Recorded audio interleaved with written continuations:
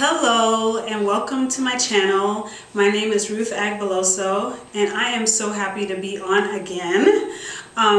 So recently on my Facebook page, my Facebook group, I announced the new book that we're going to be studying and for our book club. So I just want to talk a little bit about our book club here on YouTube. So first of all, you know, I'm all about financial literacy. I believe that that is so important, and that's what I push on in my Facebook group and in everywhere that you're going to find me. So as part of that, we do a book club. And so this month we have a particular book that we are going to be doing. But before we do all of that, I wanted to talk about reading. Now, you may say to yourself, or say to me, but I can't hear you, reading, like, why do I need to read? Just tell me what I need to know about money and move on. Well, reading is very, very important in your journey of financial literacy. I, of course, am still on that journey, and reading is what has gotten me this far.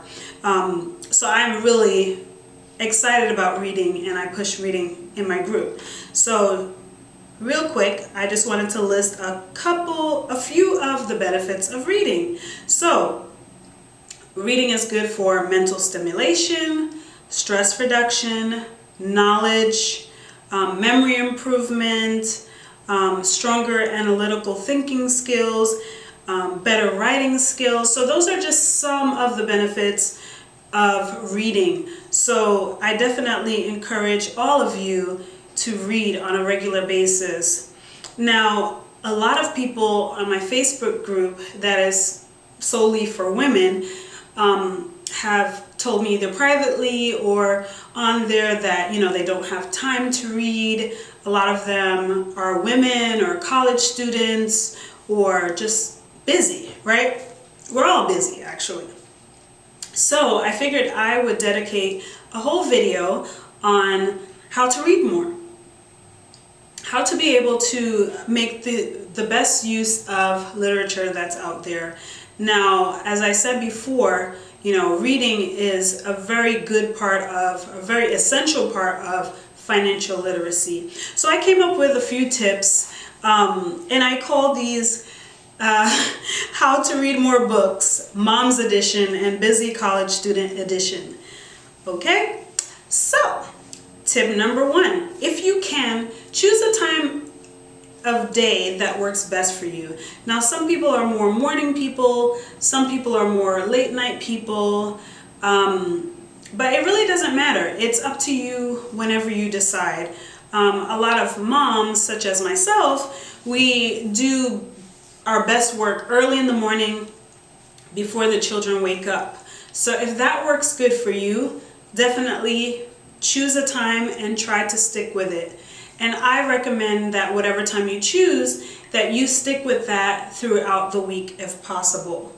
Now, I know life gets busy, unpredictable things happen, so you may say to yourself, well, on Monday I can get up at 5:30 and I can read, but Tuesday I have to go earlier to serve breakfast or what have you. So you have to know what's best for your schedule and just allow yourself time to focus on what's important to you. So before you even choose a time of day that works best for you in terms of timing, also think about what's the best time for you to concentrate, because concentrating is very important when it comes to books that you're using for learning purposes. Now, when it comes to just reading in general, you don't have to be able to concentrate to digest a whole bunch of books. And I could definitely share down the line how to read faster. But right now, I'm not focusing on speed. I'm more so focusing on just starting, just getting some books into your system. So, so tip number 1, again, choose a time of day that works best for you. Tip number 2, make sure that that time of day that you choose is the time that you will be able to concentrate the best. So again, if early morning works best for you to be able to concentrate, go ahead. Late night, go ahead. It could even be midday.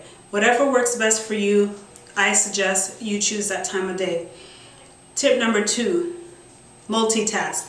Hey, ladies, I'm sure you are no stranger to multitasking, especially if you're a mom, because I feel like that's all we do all day, right? You know, while we're doing laundry, we're cooking, we're cleaning, we're tending to kids, we're breaking up fights, we're doing like a million things at once. So multitasking is in our blood. So what I would say is, when it comes to reading, utilize your time well. So for instance, you're going to the potty. Yeah, I know, kind of graphic, TMI, but hey, I do my best reading when I'm using the bathroom, okay? That's my little time away. I try to escape. Thankfully, my children are at the age now where they actually knock before coming in, and they have less questions when I'm in the bathroom, but it just depends on the day. So I'll take my book in there if I have some moments to spare, and I will read while I'm doing my business, okay? I know that's a bit graphic, but hey, that's what works for me. Another thing that works is Audible or any other program that you use for listening to books. I mean, that has been amazing. I mean, when I am driving someplace, which I find myself always driving somewhere, I'll put on an audiobook, and for me, I'm able to concentrate and get it in. For others, you may not be able to concentrate. That might be something that you just leave to books that you just, want to get through and just get the information, or it's just fun books or what have you. But for me, I can literally like concentrate while I'm driving if I have a good book on. So that's the other tip I would say. Actually, I just gave 2 tips. So the first tip, like I said before, is choose a time of day that works best for you. Number 2, whatever time of day you choose, make sure that it's a time of day that you can concentrate the best, right? Because you want your mind to be clear to be able to soak up the knowledge. Number 3, you want to utilize multitasking. So you're going to the potty, that's a great time to read a book. And you may find other spurts of time throughout the day where you can get in a page, 2 pages, 3 pages here and there. If you really want it to happen, you have to make it happen. I mean, I totally get it, busy life. So you just have to make it happen whenever you can. So that was tip number 3, you multitask.